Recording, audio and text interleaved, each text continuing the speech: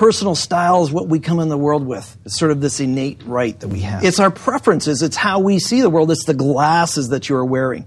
And each of us have a unique perspective. And if we don't understand that perspective, then all of a sudden we have conflict. Well, one of the challenges, we're inherently self-centered.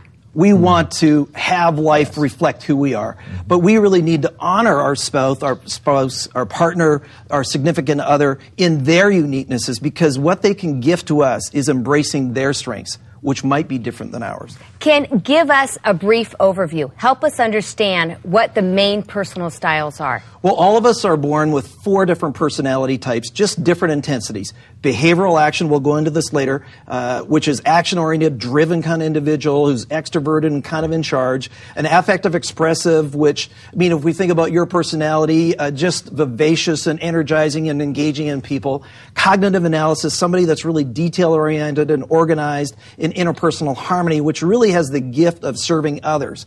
All of us have all 4 of those personalities, just at different intensities. Ken, let's go back quickly. The PSI.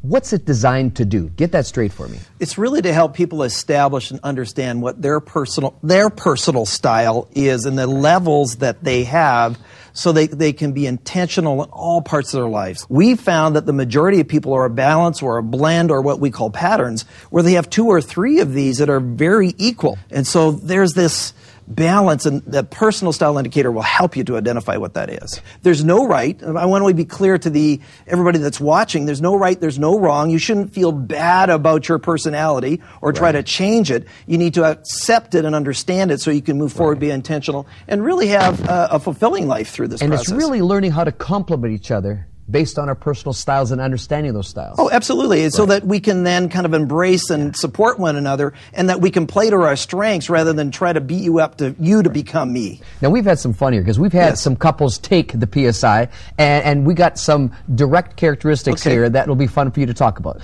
So first of all, we have Chris and Jody, who married about 5 years, and one is a stronger B and one is quite a strong I. Now, Jody, you're the B, and Chris, you're the I. And Jody, you were very surprised when you found this out. It makes a lot of sense to me now when we go to a company's house and it's time to go, and he stays and continues the conversation and keeps chatting and keeps, things going, and all I want to do is leave. It's time to go, we have to go, and now I have great understanding and appreciation for him. Jody and I both lead a team of young people, and after school we meet with them, and as a leader I'm thinking, well, Jody's doing most of the talking, and realizing, well, maybe I'm the guy, I should be doing more of the talking, but realizing Jody, that's just how she's wired. She loves to be in control. She loves to take charge. So I'm okay with just kind of stepping back and knowing I can still lead in a different way, even though she's being more vocal. Well, it's interesting, Ken, because the thing I love about just hearing Jody and Chris talk is there's an understanding of each other going on. Here's the reality. We need each other. If there were just all one style out there in the world, just behavior, Well, let's look at our second couple now. Darcy and Beth, married 16 years. She's a high A. He's a high C. Darcy, you're the C, and Beth, you're the A. Now, Darcy, how would this knowledge have helped you at the beginning of your marriage if you would have known this? I think being able to understand that Beth had a much greater social need than I had. Well, I think just knowing how each other draws energy is really helpful. It's going to really help us. Ken Keis, you mentioned the word intentional. Tell me why that word's so important.